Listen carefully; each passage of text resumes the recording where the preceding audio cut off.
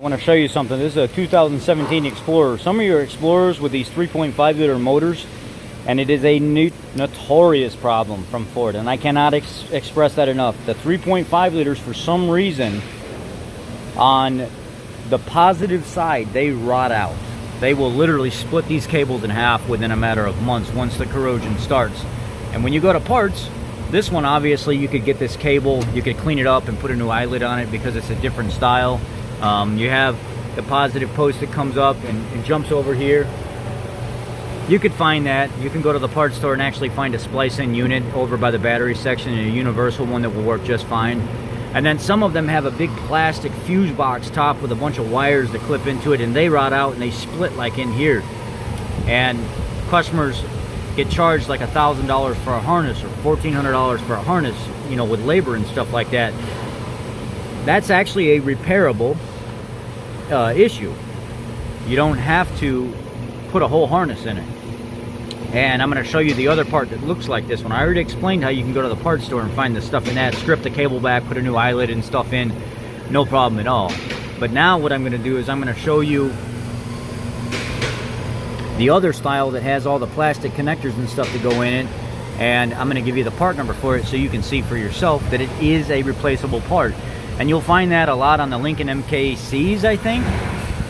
The medium-sized SUV that's like the Explorer, 3.5 liter, and also the Explorers themselves. They're Notorious, and the Taurus the Tauruses with the 3.5. These cables rot out, and then you got to replace the whole harness. But you don't really have to replace the whole harness, and this is how you do it. Parts store, get your splice-in parts that will work just fine, or I'm going to actually give you the part with the plastic cap and the connectors and everything that go into it next. It is a serviceable part. It's just really hard to find, and most parts department, they don't know how to pull it up. So I'm going to show you. So here you can see a used one that's selling for 25 bucks. There's the part number for it, and this goes for Lincoln and Ford 3.5 liter Taurus. Here's a brand new one with a part number for 3132 DA8Z 14526 Apple. And then this typical used one right here, you can go to your parts store and just piece these pieces back in with new eyelids and stuff. You don't have to pay the $1,400 for a new harness. I'm sharing this with you guys is because even Ford on a lot of makes and models say that, you know, the part's not available. Yes, it is available. You can get the part independently. You just have to have somebody that's willing to do the work.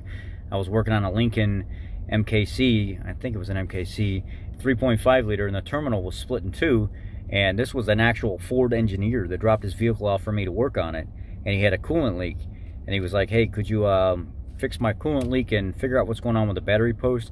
I couldn't find another battery post under the Lincoln VIN that was replaceable, even though everything unsnapped from it. And I was like, wait a second, I wonder if I start looking at the Explorers. And I think I found it under like a 15 or 17 or 18 Explorer. And it was like, no, there's a part number. It's the same engine. It's the same cable end. Get me that number right there. And it came, we got it from another dealer, and it all snapped right in. It was the same fuse location, the same body, the same everything. And I was like, wait a second. These customers are paying like $1,000 to $1,400 under warranty, which that's the way you have to do it per VIN. But once it's out of warranty, it's the same exact part. They just have to keep up on their battery maintenance. Why not charge them the 50 bucks for the part and then the half hour to install it and be done and build reliable clientele, you know, customers that come back because you're treating them right. Anyway, guys, I just wanted to share this with you that it's not the end of the world whenever this happens. These 3.5 liter Ford motors are notorious for this. The Taurus, the MKC, and the Explorer are really bad with this issue.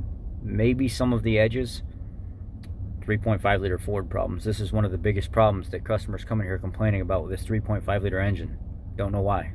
There's no answer from Ford why they have to keep going through this every couple years.